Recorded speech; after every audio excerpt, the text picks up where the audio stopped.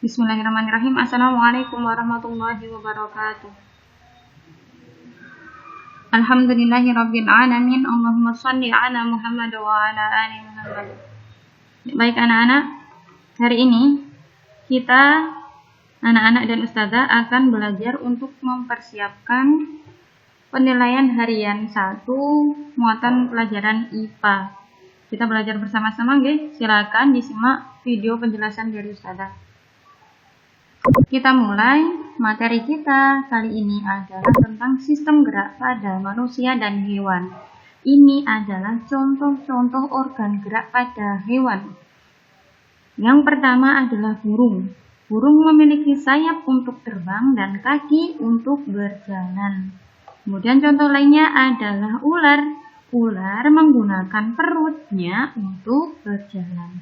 Bisa kita lihat jejaknya ular ketika berjalan di atas tanah. Nah, kemudian ini ada hewan-hewan berkaki 4 yang berjalan dengan menggunakan 4 kaki. Contohnya ada beruang, singa, sapi, serigala, dan kuda. Kemudian hewan lain yang bergerak menggunakan 4 kaki contohnya adalah katak, tapi gerakannya dengan cara melompat, bukan berjalan. Kemudian hewan selanjutnya adalah ikan. Ikan memiliki ekor untuk menentukan arah gerakannya. Mau ke depan, ke samping kanan, ke samping kiri, itu ditentukan oleh gerakan ekornya. Nah, kalau sirip ini, siripnya ikan, fungsinya adalah untuk terus bergerak, terus berenang. Nah, anak-anakku, semua hewan yang dijelaskan ustazah ini memiliki tulang belakang. Katak memiliki tulang belakang, ikan, kemudian hewan-hewan ini, burung dan ular. Nah, ini walaupun ular bergerak menggunakan perut, dia juga tetap memiliki tulang belakang. Hewan-hewan yang memiliki tulang belakang kita sebut sebagai hewan vertebrata. Nah, kemudian ada hewan-hewan yang tidak memiliki tulang belakang. Contohnya kupu-kupu, bintang laut, kemudian cacing-cacingan, ubur-ubur, kemudian kerang-kerangan, dan lobster. Ini juga ya, ini namanya hewan laut. Rumput laut itu sebenarnya adalah hewan laut. Ada yang merupakan hewan dan ada yang merupakan tumbuhan. Kalau ini contoh dari hewan yang hidup di laut, tapi bentuknya seperti tumbuhan. Nah, hewan-hewan seperti ini tidak memiliki tulang belakang dan kita sebut sebagai hewan invertebrata atau avertebrata. Nah, ini ada penjelasan lebih detailnya tentang hewan vertebrata dan avertebrata. Hewan berdasarkan punya atau tidak punyanya tulang belakang dibagi menjadi 2. Hewan vertebrata yang memiliki tulang belakang dan hewan avertebrata atau invertebrata yang tidak memiliki tulang belakang. Contoh-contohnya seperti tadi yang sudah ustazah sebutkan. Nah, kemudian selanjutnya kita belajar tentang alat gerak pada hewan dan manusia. Pada hewan dan manusia memiliki 2 macam alat gerak. Yang pertama alat gerak pasif atau alat gerak yang tidak bisa bergerak sendiri. Itu adalah tulang. Tulang itu tidak bisa bergerak. Yang menggerakkan adalah otot-otot kita. Makanya otot itu kita sebut sebagai alat gerak aktif dan tulang kita sebut sebagai alat gerak pasif. Tentunya mereka bisa bergerak bekerja sama atas izin dari Allah Ta'ala. Kalau tidak diizinkan oleh Allah Ta'ala, walaupun dia punya otot, maka bisa jadi dia tidak bisa bergerak. Makanya itu, marilah senantiasa kita berdoa kepada Allah, bersyukur kepada Allah untuk apapun nikmat yang telah Allah berikan kepada kita. Nah, ini adalah alat gerak pasif dari manusia atau tulang-tulang manusia. Jadi tubuh anak-anak semuanya itu tersusun atas tulang-tulang seperti ini.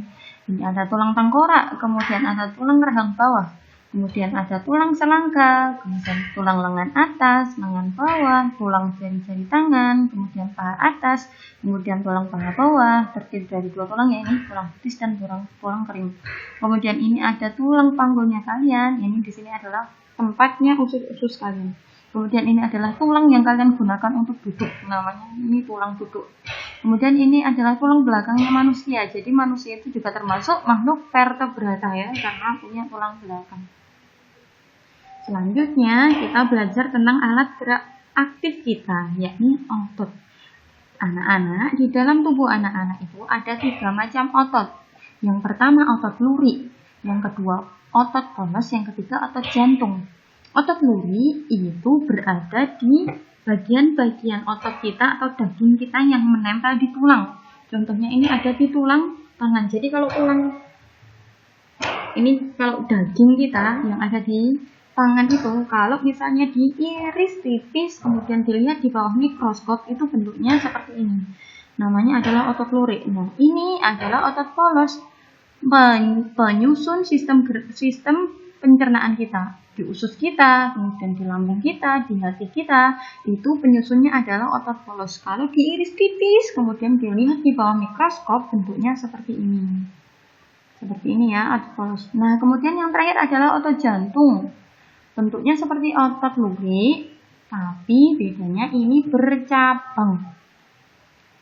Otot jantung ini berfungsi untuk menyusun organ jantung kita dan pembuluh darah kita. Kita bisa lihat perbedaannya. Kalau misalnya otot lurik itu panjang dan bentuknya silindris atau tabung, kalau otot polos itu gelendong, ujungnya meruncing. Kemudian kalau otot jantung itu bentuknya tadi ya sama, hampir mirip seperti otot lurik tapi dia bercabang. Kalau ini intinya, hitam-hitam ini namanya adalah inti. Nanti anak-anak akan belajar lebih detail insya Allah ketika di SMP.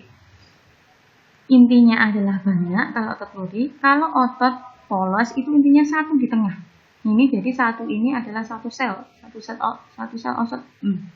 otot namanya. Intinya satu. Kemudian kalau misalnya di jantung itu intinya banyak dan terletak di tengah. Kalau ini di pinggir.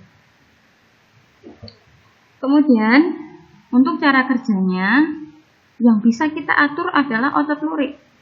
Kita bisa mengatur otot tangan, ayo bergerak, otot tangan berhenti. Itu bisa kita atur, dipengaruhi oleh kesadaran kita. Tapi kalau otot polos dan otot jantung, kita tidak bisa mengaturnya. Bergerak dan berhenti, itu atas kuasa Allah Ta'ala.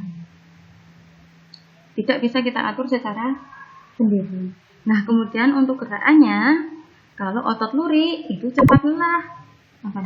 Otot lurik cepat lelah. Makanya kalau kita habis berlari, berjalan, bekerja keras, itu kenapa kok rasanya lelah? Itu karena yang bekerja adalah otot lurik. Nah, kalau otot polos sama otot jantung itu tidak cepat lelah. Bisa dibayangkan ya, kalau misalnya jantung kita lelah, kemudian berhenti berdetak, apa yang terjadi? Nah, itulah salah satu hikmah dari penciptaannya Allah Ta'ala. Allah menciptakan segala sesuatu itu sesuai dengan fungsinya, sesuai dengan apa yang dibutuhkan hambanya. Masya Allah. Kemudian selanjutnya kita belajar tentang kelainan-kelainan pada sistem gerak. Ada beberapa contohnya. Ini 3 ini 1, 2, 3 merupakan kelainan pada tulang belakang. Jadi tulang belakang itu sebenarnya fungsinya sangat sentral. Hampir mirip seperti otak kita. Jadi sistem koordinasi tubuh kita itu ada di otak sama sumsum tulang belakang ini. Kalau misalnya dia itu terganggu, nah sebenarnya itu adalah sesuatu hal yang kurang baik dan bahaya begitu.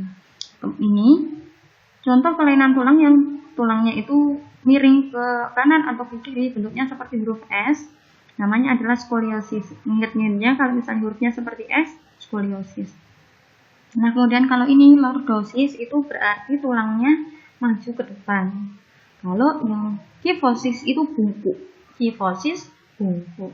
Kemudian contoh lainnya ini adalah kaki O, bentuknya seperti huruf O, dan kaki X, bentuknya seperti huruf X. Nah, kemudian kelainan yang lain adalah tulang kropos atau osteoporosis. Osteoporosis. Kalau tulangnya sehat itu pori-pori tulangnya kecil-kecil, tapi kalau misalnya yang osteoporosis atau tulang kropos itu pori-porinya lubangnya besar. Begitu. Cukup sekian nggih. Mudah-mudahan anak Anda semuanya lebih paham, kemudian lebih mudah dalam mengerjakan penilaian harian mata muatan pelajaran IPA. Sekian dari Ustazah. Wassalamualaikum warahmatullahi wabarakatuh.